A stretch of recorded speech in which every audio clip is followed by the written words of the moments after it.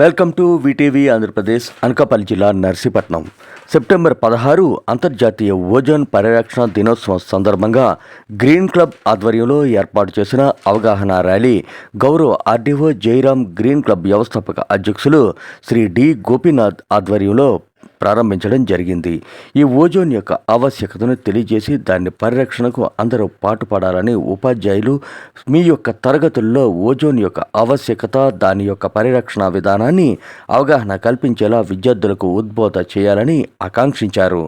అంతేకాకుండా Narsipatnam green club బృందాన్ని ఆయన ప్రశంసించారు. గోపీనాథ్ ఆధ్వర్యంలో మంచి కార్యక్రమాలు చేస్తున్నారని, ఇటీవల మట్టి వినాయకులను పంపిణీ చేయడం జరిగిందని, పరిరక్షణకు మీరందరూ చూపిస్తున్న చొరవ అభినందనీయమని ఆయన కొనియాడారు.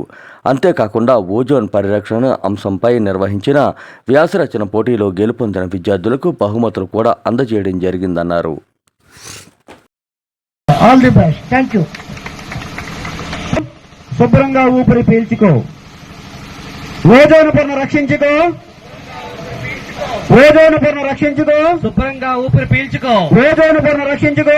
కాలుష్యం వద్దు, ఓజోన్ ముద్దు, కాలుష్యం వద్దు, ఓజోన్ ముద్దు, కాలుష్యం వద్దు, ఓజోన్ ముద్దు, కాలుష్యం వద్దు, ఓజోన్ వద్దు, ఓజోన్ ముద్దు, కాలుష్యం వద్దు, రక్షించండి, ఓజోన్ కాపాడండి,